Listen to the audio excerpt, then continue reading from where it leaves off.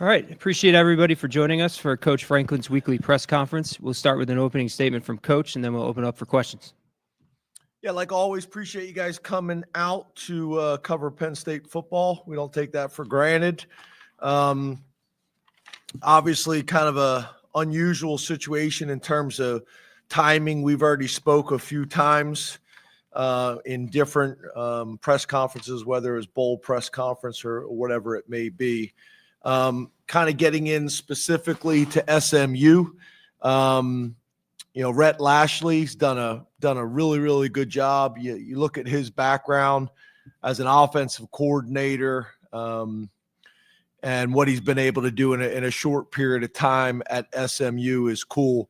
I think I may have mentioned this to you guys before. When I was at Vanderbilt, we went and visited a bunch of different places about a possible stadium expansion. And one of the places we went to was SMU, which was cool for me to visit it, see their facilities, get a feel for the town, the history and traditions. So to see what Rhett's been able to do there has been really cool for me. And also I think it's good for college football, a place like SMU with a lot of history and traditions.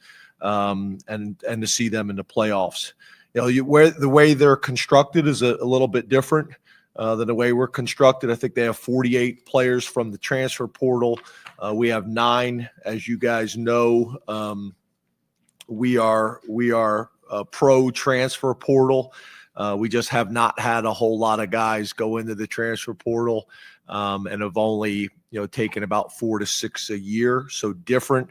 Obviously, when you're taking over a program now in college football, it's a very different build in terms of how you build your roster and sometimes how you have to build your roster.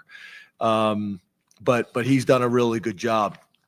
If you look at their offensive coordinator, Casey Woods, and obviously Rhett's heavily involved in the offense, things that jump out is they're number 2 in the ACC and number 6 in the country in points per game at just under 39 points per game.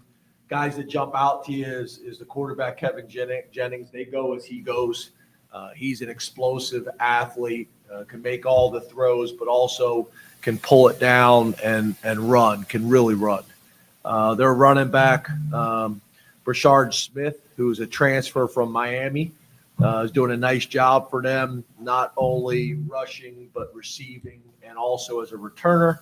And then number 13, Roderick Daniels, a local kid for them. So those are the things that jump out to us. And then defensively, Scott Simmons doing a really nice job.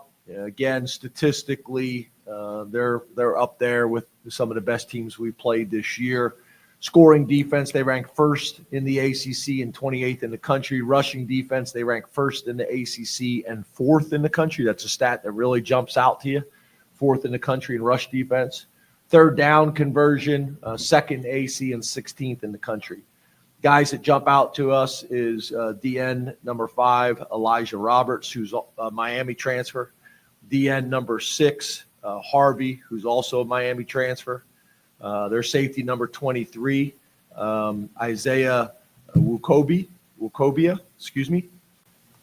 linebacker number 24, Kobe Wilson, who's a transfer, and then defensive tackle number 81, Jared Harrison Hunt, who's also a Miami transfer. From a special teams perspective, Kyle Cooper has done a nice job. They're 1st in the ACC and 9th in the country in kickoff coverage. Kickoff return, they're 2nd in the ACC and 29th in the country. And the guys that jump out to us again, wide receiver, punt returner, number 13, Roderick Daniels. And then again, kick returner, running back, Brashard Smith. So they're those guys that jump out to us. And obviously it's going to be a challenge, and we're looking forward to it. The guys have embraced it. And we're going to need this place rocking on Saturday. Obviously a different situation at this time of the year and having a home game, which we appreciate. I think every program in the country was battling to either have a bye week in the playoffs to start the playoffs or a home game, and we were able to accomplish one of those two. So excited about the opportunity, and I open up to questions. Let's go to Rich Scarcella, followed by Johnny McGonigal. Good afternoon, James. How are you? Good, Rich. How are you? I'm good. James, how would you describe... Hey, Rich, hold for just a second. Technical issue. Okay.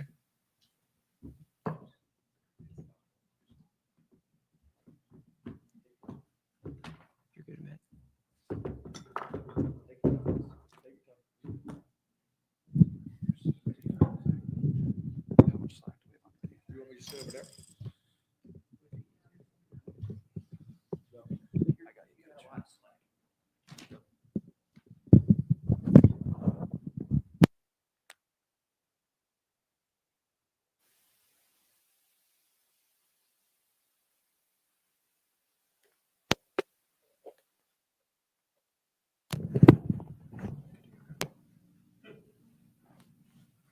Awesome. Is that better?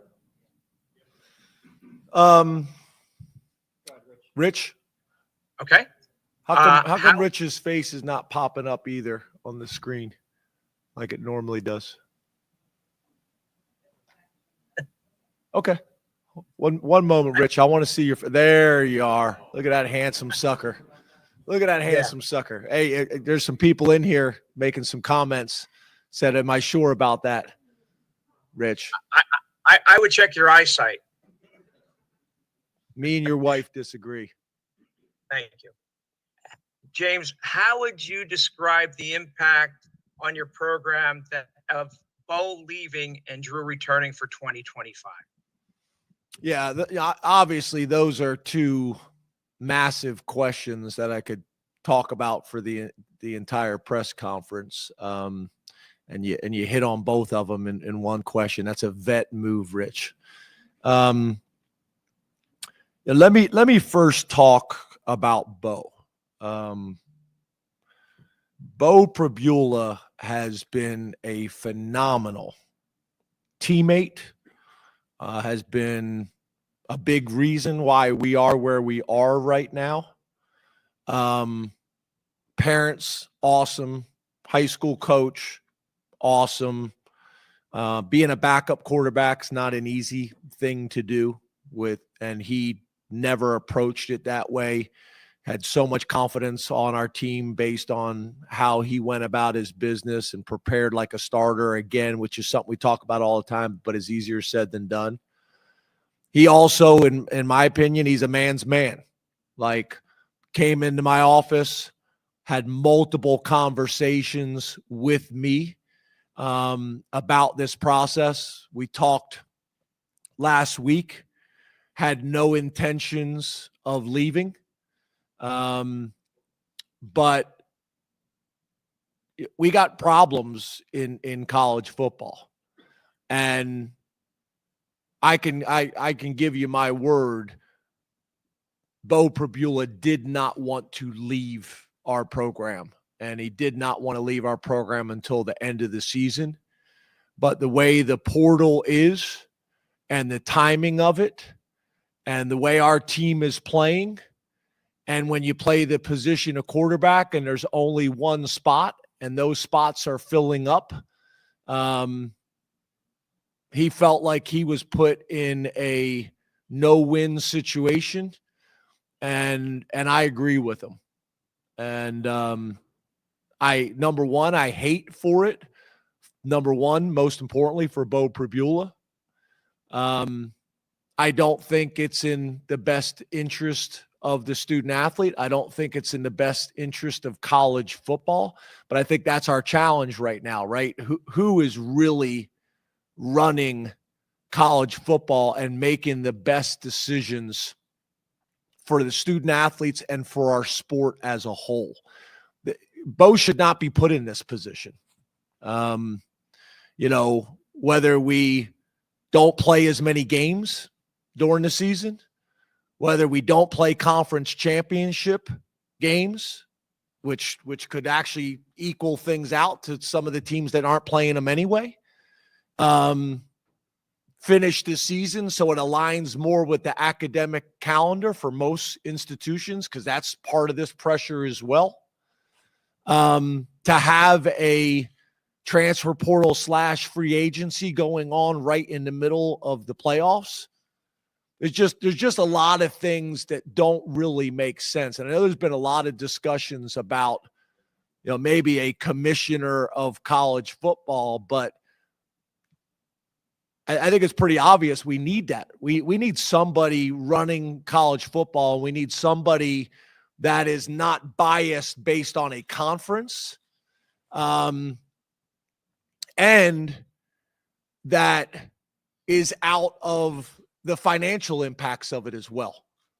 Because if you're just making the decisions which are in the best interest of the student athletes in college football, then I think you can do it. But if you're biased by a specific conference, or if you're impacted by making all your decisions based on revenue and earnings, then we're never going to get to a good place. So, I'm concerned for college football right now in general, to be honest with you.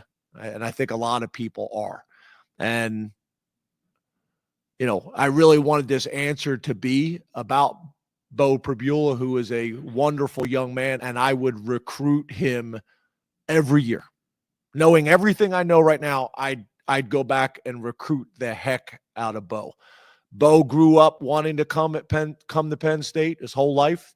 This is his dream school, and had a phenomenal career here. And I just want everybody to understand that, most importantly, and why if we created a system where this guy couldn't finish this season with his team.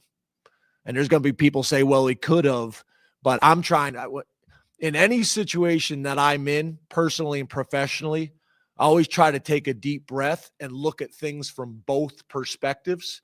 And in my mind, as the head coach of Penn State, obviously I have a responsibility for Penn State and our football program, but I also feel like I also have a responsibility to Beau Pribula.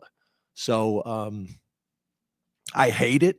I do. I hate it for him, and I hate it for Penn State. But I also don't think it's the right thing for college football. So long answer. I apologize.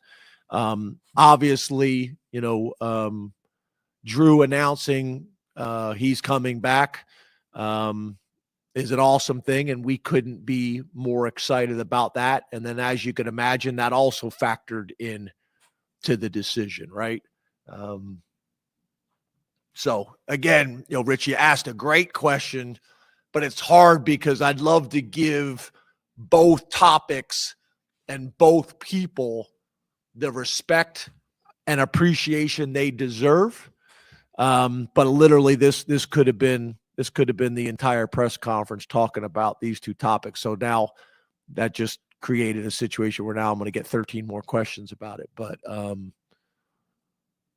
it's a hard thing to really put the totality of these things into words in this moment.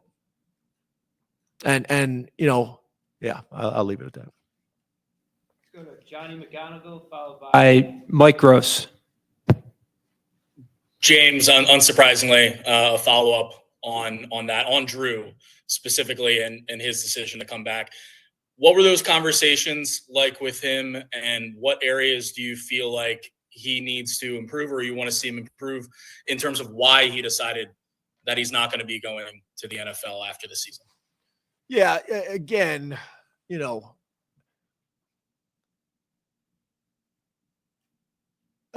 as you guys know, and I'm struggling with this a little bit because I want to be SMU, SMU, SMU, SMU, SMU, SMU, SMU, SMU, and I don't really want to talk about all these other things. And that's the challenge, again, of the timing of all these things. Again, Drew has been phenomenal. Mom and dad have been phenomenal. We've had a ton of conversations. And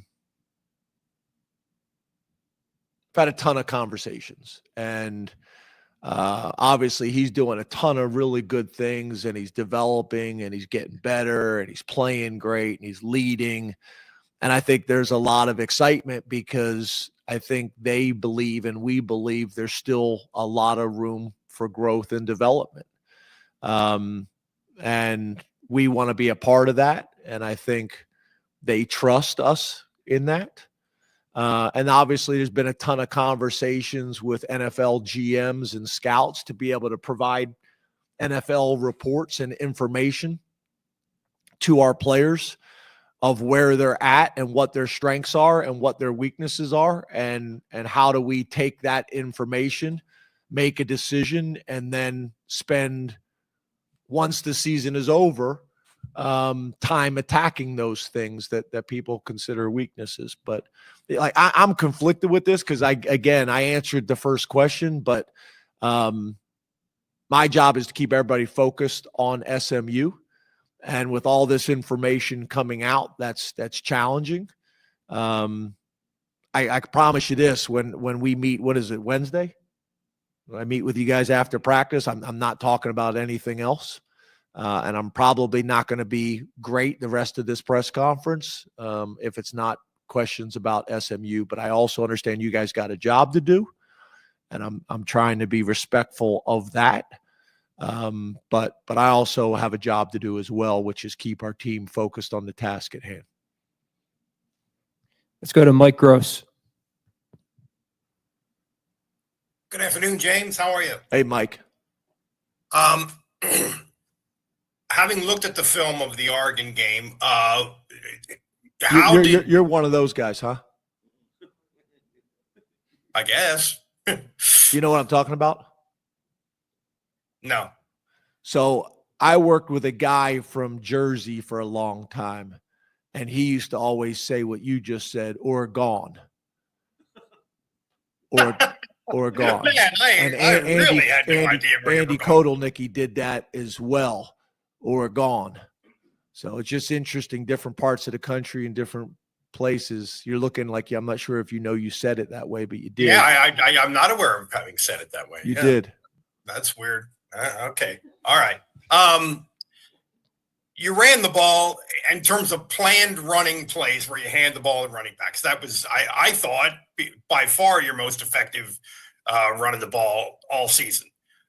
Looking at the film, what went so well, especially because you had a couple of offensive linemen who were a little beat up. What went so right against Oregon? Well, I think that's for a longer discussion, Mike. I'd ask you to write this down and follow up off season, because the answer that I'd like to give you is not appropriate in this setting, because I think it could impact how people game plan against us and what they do and what they're thinking. But at the end of the day, the answer for this time is, first of all, I think Kaytron and Nick are both back healthier than they've been in a while.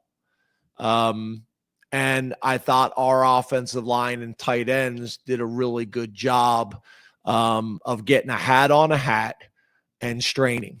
I also think, some of the quarterback run stuff we're doing to keep people honest, I think that was a factor in the game.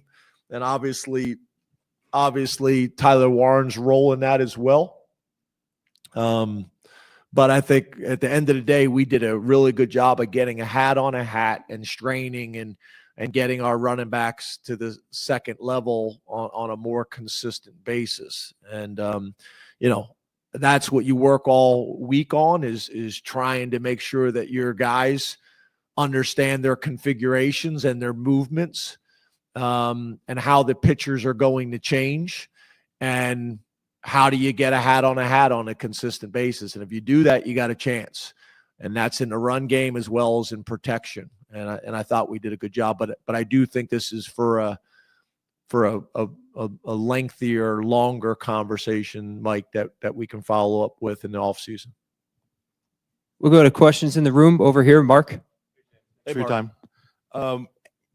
At the risk of bringing up somebody else who announced they're coming back, Andy Kotelnicki kind of mentioned that on social media. What does that mean for the continuity of the offense heading into SMU and moving forward? Yeah, as you guys have heard me say, right, consistency on our staff is really important, but hard to do. in the current college football landscape. And it's also a compliment and a curse, right? We keep losing staff to go be head coaches, or they leave here and then, go one other stop and then become a head coach. Like Dow just, became the head coach at App State, and really happy for him and his family. So, obviously being able to retain staff, and specifically in coordinator positions, is really important. And I think about how hard we worked this offseason to make sure that having 3 new coordinators wasn't going to create more challenges and be a setback for us. And I think we've done a good job of that. But I think there's also an excitement about what we can do moving forward, thinking about what we had to do this offseason. And now we have a foundation to build on. And I think there's a lot of excitement about that. I also think, Andy, like Brent Pry and some others, realize that, we're in a great position. We're in a top, 10, make the argument, top 5 program in college football with what we've been able to do here. Really not, really over my 11 years, but more recently. And there's power that comes with that. And at the end of the day, are you happy? And, are you doing it at a good place with good people, and can you win? And I think Andy and his family feel like, we're in a really good position, and he can wait and take the right job, and there's power in that. So, between myself and Pat Kraft and the administration, we want to do everything we possibly can to keep the staff in place and continue to build and grow. So, that decision was big for a lot of reasons, right? It's big because you don't want to be dealing with this, during the playoff run. You don't want to be dealing with this when you got players deciding what their futures are. And obviously these men and women impact that too. So for a lot of reasons, it's been good. And, and there was a ton of conversations that went on with that too. James, how you doing? Hey, Bob.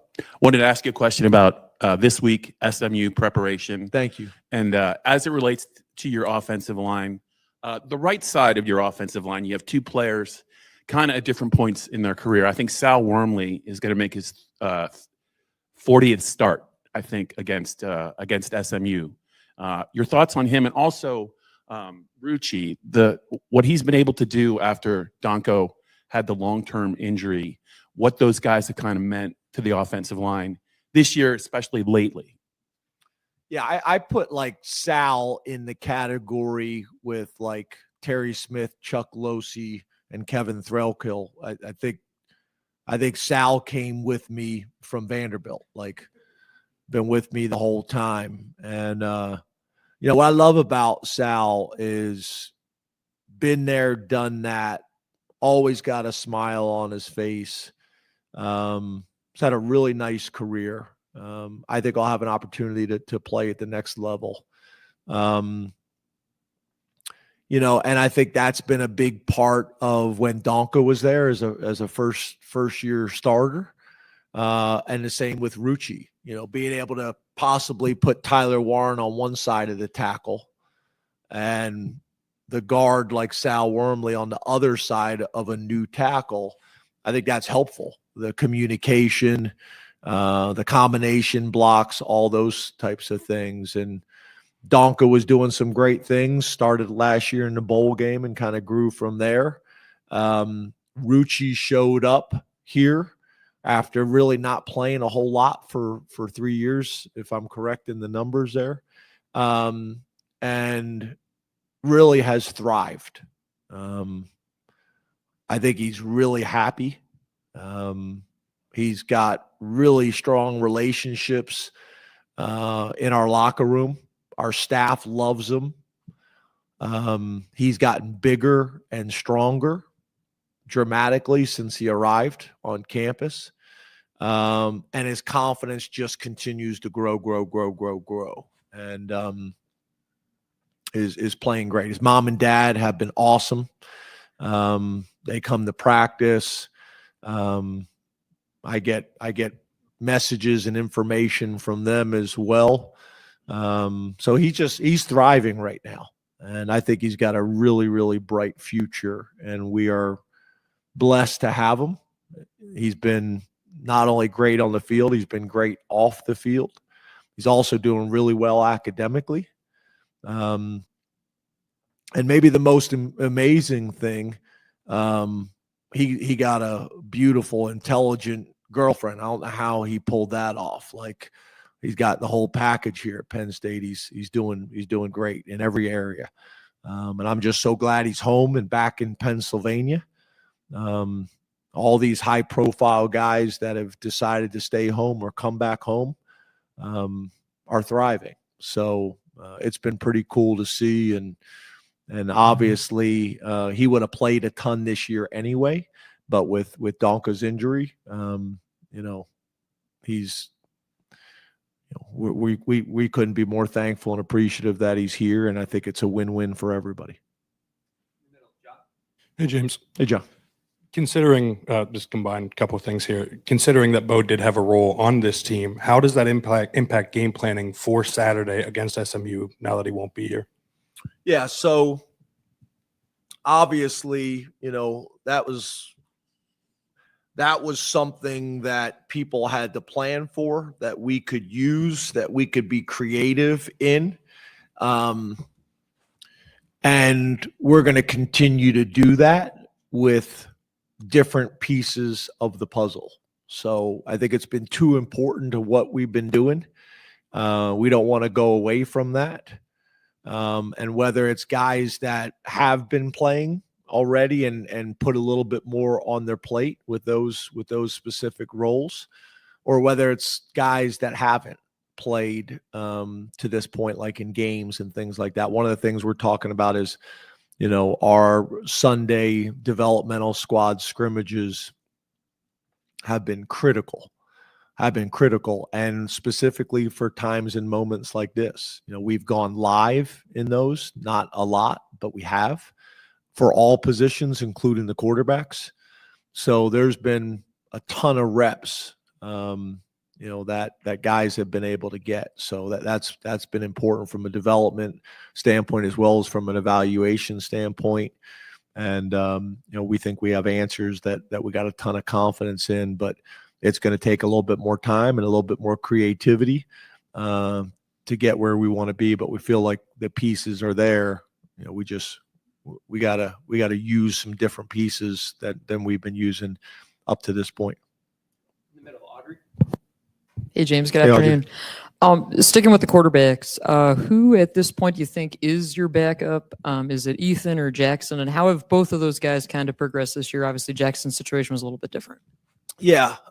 So both of them will be part of the equation and part of the discussion. The difference is Jackson's been out all year and really has only been cleared for about the last week. So obviously those things impact it, right? You're talking about a guy that's, I don't know what the numbers are. We were actually running the numbers before I left and haven't gotten them yet. But if I had to guess, I bet you Grunk's probably got about 350 reps, in practice. And Jackson, who we love and think has a very, very bright future, wasn't able to get those reps. So all those things will be factored in before we make those decisions. You got time for one more in the front, Neil? Hey, James. Hey, Neil. Can you clarify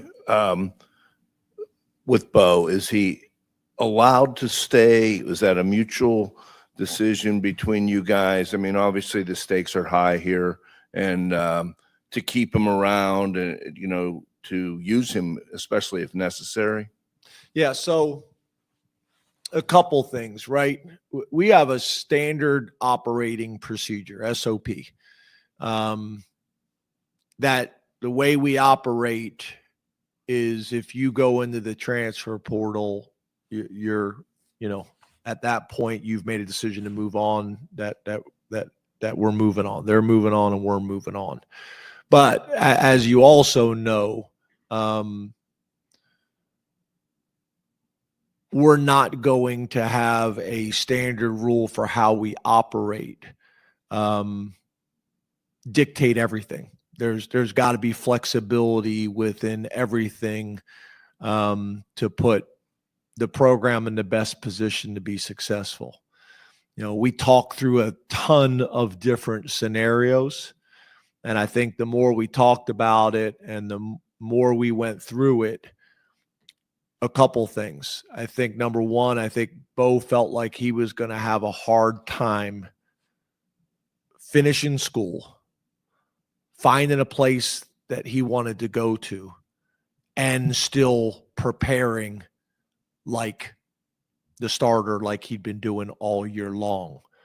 And then the other thing was he was getting pressure to go on visits and go see these places. So I think it's one of these things, like a lot of things, in theory, that sounds good, but when you actually talk through how it's actually going to work, it's hard to do that. It's hard to say you're preparing to be the starter.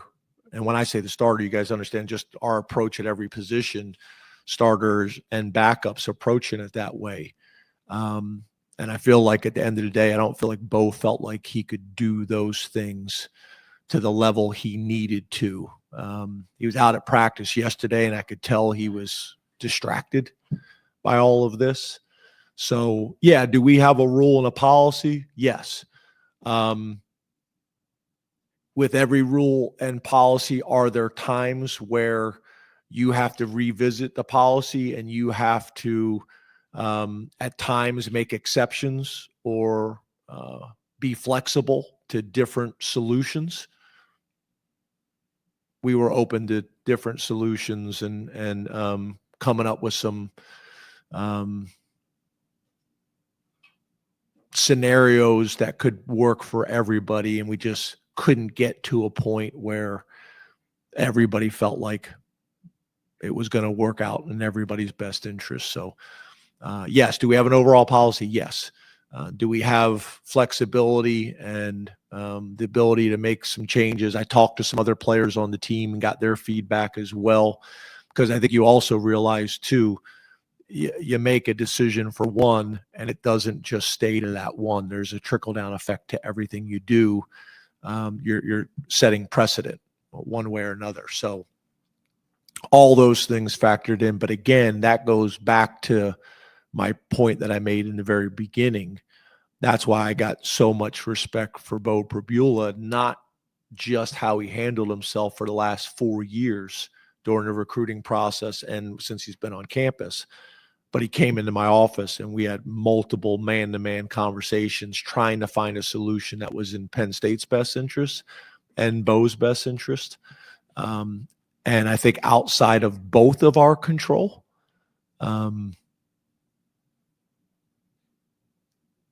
things outside of our control, from a calendar standpoint, from an NCAA perspective, made that almost impossible to do. Thank you very much, Coach. We'll have Coach Kotelnicki next. I would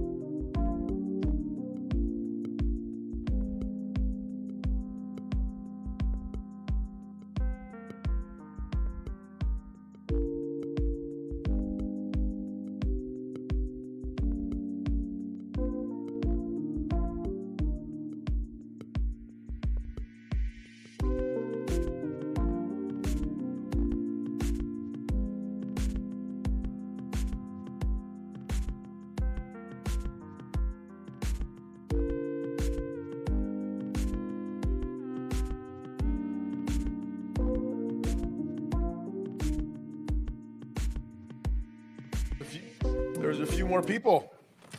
It's just the playoffs. Good to see y'all. Appreciate it. How about our volleyball team? Shout out Coach Katie. That was fun last night. Big volleyball fan. Fire away. All right, we'll take a couple questions on Zoom up here on the screen, and then we'll do questions for the room. Go ahead, Rich. Rich Garcella. Hey, Andy, how are you? Great. Can you describe the way Nick and Kaytron are running the football at this time? Describe it. Yeah. Really good. Really good. I think it's been good and been documented, a little bit. And, Nick, we kind of had some bumps and bruises. You can see him bouncing back here and kind of back at full strength. And to see both of those guys running the ball the way that they want to, I think the last game that we played is really good, visual evidence of what that is. Kaytron being a really physical runner, and Nick's speed, have both of those things having the ability to take, games over. It's impressive. So huge weapon for us to have going into this part of the year. I'm really pleased with how they've gone about their business for sure. Let's go to Tyler Donahue and then Mark Wogenrich. Thank you, Andy. We appreciate the time. Just wanted to kind of touch base on your quarterback room. It's evolved a bit. James told us not to ask you some specific questions, but just moving forward, what's your confidence level and what you can accomplish at the top of the depth chart beyond Drew with number 2, whether it's Jackson or Ethan Grunkemeyer?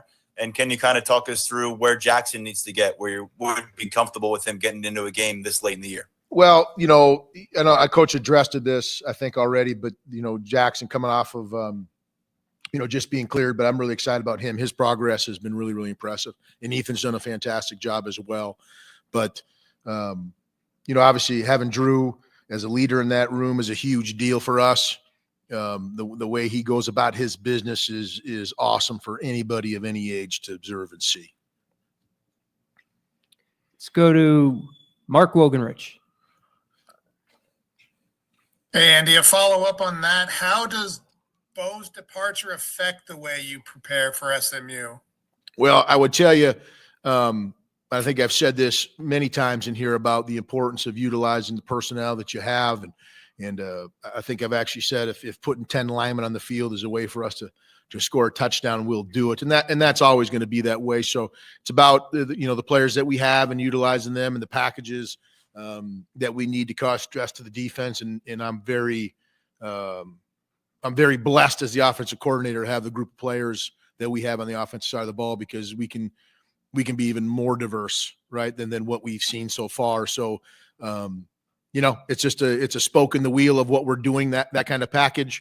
And so it'll be replaced with another kind of spoke. So I'm excited about what the guys that we have in the locker room and what they can do for us, for sure. It's going to be good. Questions in the room, way in the back. T. Frank. Andy, how you doing? Very well, thank you. Like your sweater. Thank you. Appreciate that. Question for you. The last game against Oregon, and to a certain degree, your next opponent, SMU, have an ability to switch fronts between an odd front and an even front. Just curious, from a perspective of planning and execution, is it tempting to kind of replay the same game plan or aspects of it? And how do you go about being successful against similar ideas in a short period of time? Well, I think what's really interesting about what you're asked is that's kind of become college football nowadays. I think everyone on the defense side of the ball requires some multiplicity. And so you see it. We approach every game individually. And so perhaps what you're asking a little bit about is do you copy and paste game plans and things like that? At the end of the day, you need to be doing what you feel comfortable doing and what you're good at. And so it always starts with us internally and what we do well. And then you think about what they do. But you're absolutely right. They have the ability to slide in on an odd front and even fronts with some diversity in the back half. But that's college football nowadays. It really, really is. And so, we saw it all spring and fall camp from our defense. A diverse defense that we play against on the daily there. And then every opponent this year has been that way too. So it really isn't different in terms of scheme, right? You know what I mean? And we have to evolve throughout the course of the season. I think you've heard me say this before. Matter of fact, I think I said it about here a year ago. It's not just who you are at the beginning of the season. It's how you evolve towards the end of the season as well. And so, and that's where we're at. And every week you have to evolve, and every week you have to look at your pieces of the puzzle and put it together and how that matches up against them. Fundamentally for us, it all starts with our ability to what we trained our players on throughout spring and fall camp. And did we use our time wisely in those windows of preparation? And to this date, I would say that we have been. So I'm really pleased with how they've picked up the game plans on a weekly basis, and any tweaks or wrinkles that we've added that they've picked up really, really well. In the middle, John. Andy, you obviously tweeted that you were planning on being here for 2025. What went into that decision, and what made you want to stay at Penn State as opposed to going after a head coaching job? It's a good question. Just what's going on here, right? I enjoy, first and foremost, the players that I get to coach on a daily basis. Working with Coach Franklin's been awesome, and the offensive staff that I work with is elite. So, just really easy decision, quite candidly. In the back, Andrew. Coach over here. There's been a lot of talk about the weather and how it benefits you guys over a team from Dallas, but against Maryland, you fumbled 4 times. One, do you think the weather is actually your advantage? And two, is there anything you guys do specifically to prepare for the cold? You practice in it, right? And so it just starts there. You do those things, and you've seen us do wet ball drills and stuff like that before. That's really a little bit different than the cold. So it's about knowing that we prepare in this stuff all the time, and we're fortunate enough to have a home game. So we absolutely think it's an advantage, right? So because we prepare in it all the time, it's hard to mimic what you see outside right now today, for sure. So I do think it's an advantage. Yes. Right here in the middle, Audrey. Hey, Andy, over here. There we go. What do you kind of think of this season that Drew Allar has had to this point, and what are maybe those conversations like between you and him in the last couple of weeks, where it's, hey, obviously you have stuff going on with the coaching carousel, he's got a decision to make. How does that maybe unfold, and what do you think he's done thus far? Well, most important thing to comment on is that you've never lost sight of just what everyone's number one goal, and that's just to get better every day. And so all those conversations are, what do we got to do today to get better? And I mean that. I know you might think it's coach talk or cliche to stand up here, or just some BS you would say in a press conference, but we really live that in this program. And the discussions are always about what to do to get better. And when you talk about future and this and that, it's just, what are we doing to win today's practice? And James does a fantastic job of organizing practice in a way that it's competitive, so that if you're distracted or you're not there, like, it'll show up as a coach, it'll show up as a player. And it's been so rewarding to watch him handle what it is being the quarterback at Penn State in the national playoffs, future speculation, all these kind of things, but just to handle it so mature and block out all the noise and just get better every day. He's really, really impressive. He has an elite ability to handle things like a professional at the age of 20 or 21 or however old he is. It's really pretty uncommon. It really is. It's impressive. Over here in the back left, Allie. Hey, how are you? Fantastic. You talked about the evolution that you want to see throughout the season. When you think about your performances against playoff caliber teams, Ohio State, then Oregon, what did you like in those 2 big games this season in terms of, hey, we corrected this in the Big Ten championship? Or how do you look at those 2 side by side? Well, I think you look at the total body of work, and not to sound like a broken record, but continuing to evaluate what has been working, what hasn't been working, why didn't work. You know what I mean? If something wasn't executed right, why was it? Do we not get enough reps in practice? Do we ask the wrong guy to do it? Was it a crappy play call? It's all those kind of things that you have to do and evaluate after you win or you lose. And I think I've said this before, but I'll say it again. I mean, you could win a game by 50 and you could lose a game by 50. And you have to have the same process afterwards. You know, when you're committed to the process, sometimes when you're not playing to your ability, you could win by 50 points still, depending on who you're playing. And so you really have to look inward after every game and say to yourself, here's what we need to do better at, and here's what we're doing well. And then kind of be a little bit of a fortune teller and try to figure out what does that look like the next week and what does it look like the next week after that, to your point and the question about the evolution. So it's about constant reflection after every game, not just ones that you win and not just ones that you lose. But you can look at the losses and those sting a little bit more. So it's hard not to look a little harder at some of the things that we're talking about and reflect on them. But then you have to look at, hey, what was the same situation or same scenario we played this other team? Well, that didn't work there either. So, well, then it's a bad situation to be in, right? Or it did. All right, well, why? And so to have that internal dialogue with staff and players about what does that look like to move forward, to evolve, and have to be willing to evolve. It's kind of funny, me and Coach O'Brien, we were talking a week or two ago. It's like, yeah, I really appreciate that every week it's like a new week. It is like a new week. You know what I mean? It's never just, we're going to slap this on the call sheet and we're just going to go practice. Like, no, there's really critical reflection of who we're playing and why it's working and why it's not.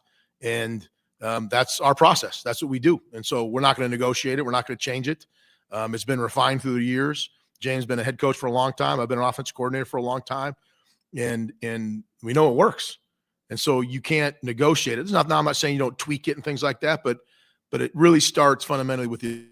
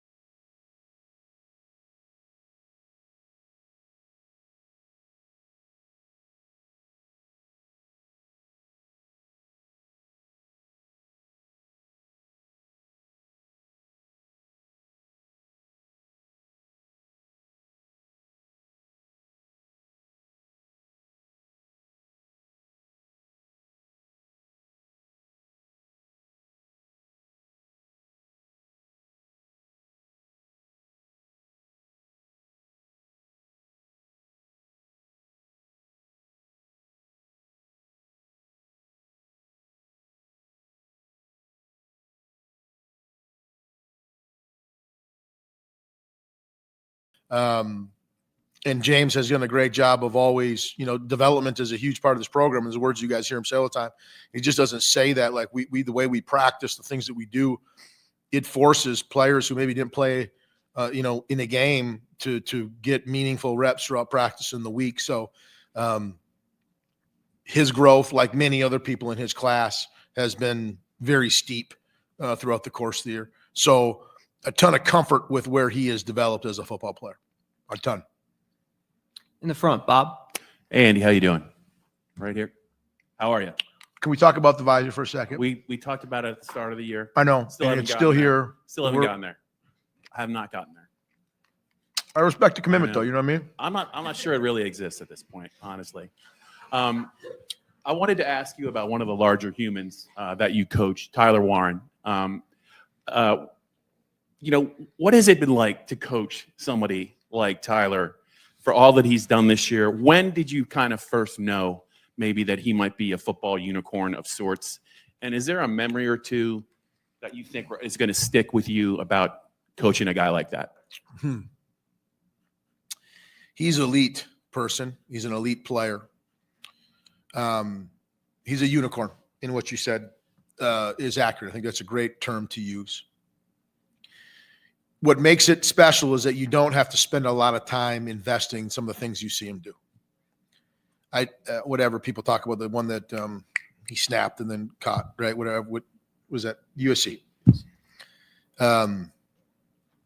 Like in the past, with most players, there's a lot of consternation as a coach about someone who can actually snap the ball. With him, it's like, hey, go snap the ball. Okay. You know what I mean? And he just does it. Hey, you're going to catch a snap. Hey, you're going to handle the snap count. Okay. You know what I mean? Like you just have confidence that he can do those things because he's just so well-rounded, right? There's not a huge investment that needs to be made. So, because at the end of the day, all the exotic things that we talk about doing and the creativity we want to have on offense and the things that we want to do to put stress on the defense, you have to quantify how much stress that's going to put on you. Like how much you have to invest in practicing those things. So he's a unicorn because we don't have to practice those things nearly as much as you probably should for the normal college football player. So that makes him special. So that is really cool and unique to be able to go through that with him. Our imagination is basically our limitation when working with him. And moving forward, that's kind of how it'll be as well. Do I have a fun memory of him, or when did you ask a memory of him, or a football memory? It could be both. Okay, great.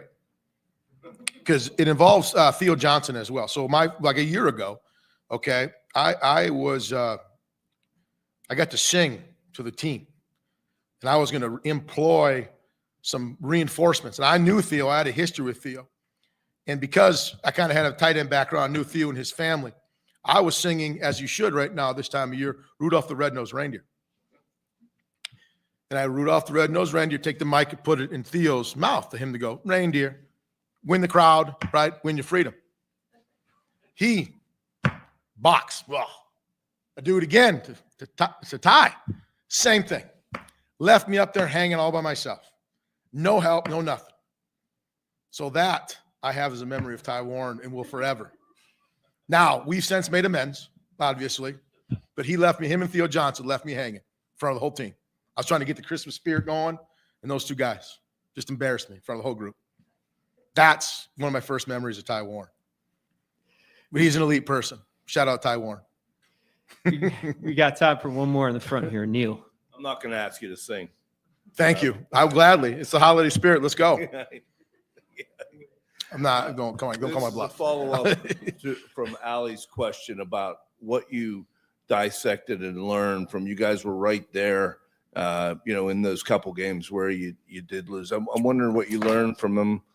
It seemed like you started going to Tyler at the goal line, maybe a little bit more after the Ohio State game. I was curious about that. And also, can you take us back to the Oregon game? What your thinking was? Did you feel you guys got away from the run toward the end there because you ran the ball so well? Well, unless you'd rather say. No, yeah. There's a two-part question. It's just kind of funny how you got time for one more question, and there's three questions already laced into the question. So I'm trying to rehash all of the questions. You always are reflecting, you know what I mean, on the packages and what's the shelf life of certain things, right? And so, meaning how many times can you call it before it expires? How many times can you go to the well, so to speak? And it's a fine line when you're calling plays to if you go to the well one too many times or not. Usually by the time, the only way you can answer that is by really going to the well one too many times, or then maybe not enough, right? And so as a play caller, you have to kind of try to figure out, do you go back and keep calling it until it's stopped? Or do you go back and call it whatever, one more time or two more times and move on? That's what has to happen. And there's no great answer. The only great answer is when it didn't work, right? Because if you didn't call it again, you don't know. So reflecting on that, knowing that, you know what I mean, about those specific things. And I don't know that we got back to the Oregon game. I don't know that we got away from it. It's so far ago, by the way, in my mind. I'm so on to SMU, but I'm trying to reflect back to it. I'm proud of the way those guys ran the ball. I know at the end of the game, as you're coming back, you need to get a chunk play in there. You know what I'm saying? And so we had to be able to try to get the ball in the field at some point in that drive. You know what I mean? Towards the end there as it went.